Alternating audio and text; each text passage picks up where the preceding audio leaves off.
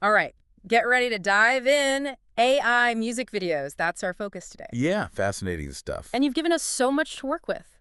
There's a lot here. Lyrics, whole band bios, AI image prompts. Mm. We even have Discord chats. Mm-hmm. Like, the entire process of making this music video. For a song called Ancient Stones. Exactly, Ancient Stones. By a band, get this, called the Memory.Club. So how technology is changing music, basically. It really is, isn't it? And what's amazing to me is that this band, the Memory.Club, they've never actually met face-to-face. That's right. Two of them are over in the UK. And the third, Texas. never met, but they wrote, recorded, produced this whole music video. On a tiny budget, too. Shoestring. Yeah. I mean, that's impressive on its own. Definitely. But what really got me was how they used AI. Oh, yeah. Specifically Gen 3 Alpha to, like, bring their vision to life, you know? It really turns the whole traditional music production thing on its head. For sure. And we've got their actual AI prompts. Which is amazing, like a window into how they create. Totally. They're generating everything. Landscapes, dancers, even. Transforming videos of themselves singing. Exactly. Pushing the boundaries. Oh, absolutely. And speaking of pushing boundaries, the song itself, Ancient Stones, it's based on, well, it reimagines Thomas Hardy's Tess of the D'Urbervilles. Oh, wow. Yeah, so we're talking tragic heroine, societal judgment, the whole search for redemption thing. Heavy stuff. Heavy stuff. And the lyrics definitely go there. Oh, they do. Phrases like ancient times, bloodlines, the idea that between families things turn out to be lies. Right. Really captures that essence of Hardy's work. Absolutely. You know, I noticed they actually went through, like, several versions of the lyrics. Really? They even started with this whole concept about an Aztec priestess and conquistadors, Interesting. but then decided it was a bit too much, you know? Too intense. Yeah, too intense. That's really interesting how their creative choices evolved, though. It shows how much care they put into the mood and tone of the song, even within those limits, refining and experimenting, until it felt right. It makes you wonder, if they were that willing to experiment with lyrics, how far did they push the AI image generation? Well, one thing that immediately comes to mind is the whole hands issue. Oh, right. Remember those early AI images? Mm. Hands always looked, well, off. A little creepy, yeah. Seems that's still a bit of a challenge. Ian actually mentioned struggling with fingers in the video. Interesting. So how'd they deal with that? Did they find workarounds in the AI, or did they get creative with the editing? That's where the resourcefulness really shines. Mm-hmm. Limited budget, so they had to be clever. In the Discord chats, you see them talking about different strategies. Like what? Close-up shots. Yeah. Or incorporating stuff to, hide the hands. Ah, I see. It shows how adaptable they are. Yeah. Real problem solvers. It's like they're becoming AI whisperers almost. Yeah. Learning the quirks of the technology. Figuring out how to get the results they want. Precisely. They're not just blindly throwing prompts at it, they're understanding the AI's limitations and working around them. Exactly. And they even talk about how the AI seemed to get bored if they used the same prompts over and over, like it needed, fresh inspiration. Wow. That's so much like a human artist. Right. It's not just about the tools. There's still that human spark. You really need that creative drive. Absolutely. It's a partnership. Guiding the AI, giving it the right input. And then refining what it spits out based on your own vision. It's a collaboration, human and machine. A dance. Yeah. And speaking of collaboration, those Discord chats, they're like a window into the band's dynamic. Totally. Bouncing ideas, giving feedback, using humor.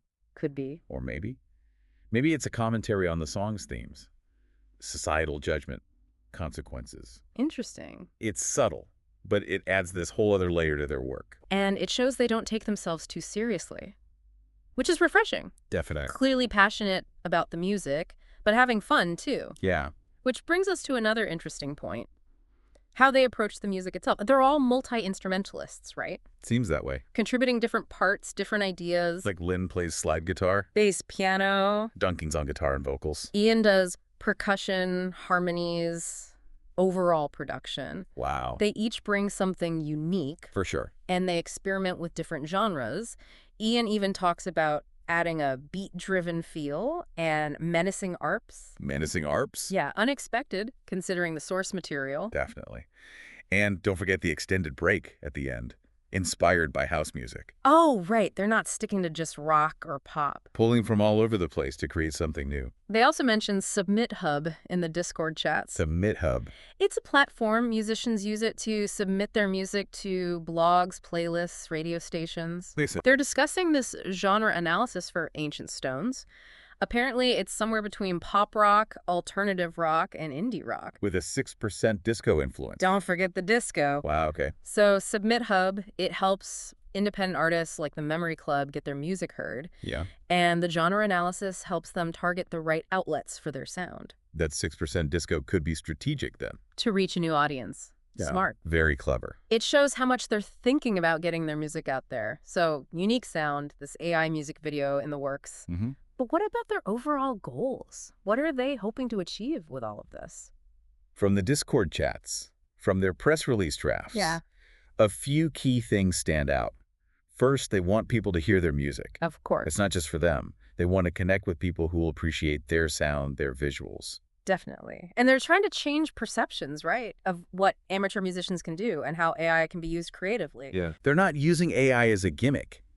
It's a tool to enhance their vision, to push the boundaries of music video production. Yeah. And they're very aware of the need to be on multiple platforms to promote their music everywhere. We see them talking about YouTube, Spotify, Instagram, even LinkedIn. They get that you can't rely on just one platform anymore. And they're approaching the industry from a DIY entrepreneurial angle. Fascinating. And they're not afraid to be a little different. That's part of their appeal. They're not following the same old formula. They're making their own path, experimenting with new tools. And doing it all with a sense of humor, real camaraderie. They're really enjoying themselves, which is infectious. Absolutely. That enthusiasm is going to reach their audience too. So we've got a sense of their goals, their creative process, their use of AI. Mm-hmm. But now I really want to see the music video. What can you tell me about the final product? What kind of visual experience are we in for? Well, this is where it gets really interesting. So the video, it opens with this wide shot, right? Dense forest. Okay, yeah, setting the scene right away. Totally. That Ancient Stones vibe. A little mystical, maybe? Kind of unsettling. Definitely unsettling, like stepping right into a Hardy novel. Exactly. And as those opening lines play, we hear Duncan's voice with harmonies singing about, what was it? Cross bloodlines, ancient times. And then we see him briefly, but he's transformed. Oh, yeah? Almost like some kind of forest spirit, ethereal, you know. The AI has done an amazing job blending him into the background. It's subtle, but so effective. It creates this like ghostly feel, makes you wonder what's hidden in that forest. Then we see a young woman. Her face is kind of hidden in shadow, walking through the She trees. seems lost. Vulnerable. Reminds me of Tess, you know, from the novel. Remember those lyrics about seeking a guardian angel? Yeah. No one is coming to her defense in this forest. And the AI imagery, it really drives that home. The isolation, yeah, like being totally alone. The twisted branches, the light filtering through the trees. You always feel like something's watching. Very cinematic. And then, just like in their AI prompt, those ancient stones in a circle. Feels like a sacred place almost. Like rituals were performed there. But also a sense of dread. Like something bad happened there. Yeah. And then the chorus hits, music builds, and bam, dancers. Wow. It's this whirlwinds of movement, color. Samba dancers, fire dancers, even belly dancers. This is like a global fusion explosion. And the AI captured each style perfectly. The energy is incredible. It's this celebration of, like, human expression, pure joy, right in the middle of this dark forest. But then, just as quickly, they're gone. And we're back to that unsettling forest. The mood shifts again. Yeah, and the lyrics get darker. That creature in the woods. Yeah, that's powerful. Taking those themes of betrayal, judgment. And the AI imagery backs it up. This shadowy figure in the trees, face hidden, but so menacing. It's like a reminder, even with beauty, celebration. Mm. Darkness is always lurking. Just below the surface. And that feeling of unease, it just keeps building. We see the woman again, older now, her face filled with sorrow. Still haunted by her past. Yeah, trapped in this cycle of pain and regret, unable to escape, like the lyrics say, the conclusion waiting for her within this circle of ancient stones. And then the AI imagery gets more abstract, more surreal. Almost like it's mirroring her internal struggle, descending into despair. We see morphing figures, distorted faces, glimpses of a monstrous creature emerging from the shadows, A visual representation of her inner turmoil. trying to make sense of the trauma. Yeah. And as the music builds to this climax, we see that transformation again. The woman becomes a giant black bear. A bear. That's unexpected. But it's not scary this time. It's almost freeing. Like she's embracing her power, her wild side. And the bear keeps dancing. Graceful, but powerful. A symbol of resilience, maybe? A symbol of defiance, even. It's a turning point in the video. Like she's breaking free from her past, shedding her human form, embracing something wilder. And as the song fades, we see the bear vanish into the forest, leaving us to figure out what it all means. Powerful ending. Open to interpretation, but hopeful. Like even in darkness, there's the possibility of change, of starting over. The whole video, it's this amazing blend of AI images going from real to surreal, beautiful to disturbing. A visual journey, matching the emotional depth of the music. From joy, celebration, all the way to despair. Right. And then a glimmer of hope. They created a world as complex as the music itself. It shows their creative vision, a powerful example of how AI can create art that makes you think and is visually stunning. So we've just gone through this incredible journey with Ancient Stones, seen the video, analyzed the lyrics, delved into how it was made. What are your final thoughts on this deep dive? It's amazing how they brought all these different things together. Literary inspiration, personal stories, technological innovation, and the raw emotion of the music. It's layered, complex, but ultimately deeply human. They took this classic story, this tragic heroine, and they made it modern. Used AI to create this visual story that's haunting and hopeful at the same time. And remember, shoestring budget. You don't need a ton of money to make something amazing. It really is inspiring. Passion, creativity, and a willingness to try new things, new tech. Exactly. The Memory Club, they're an inspiration to anyone who wants to make music. Makes you think, what will they do next? Will they keep pushing the limits of AI and music? What other creative things can they do with it?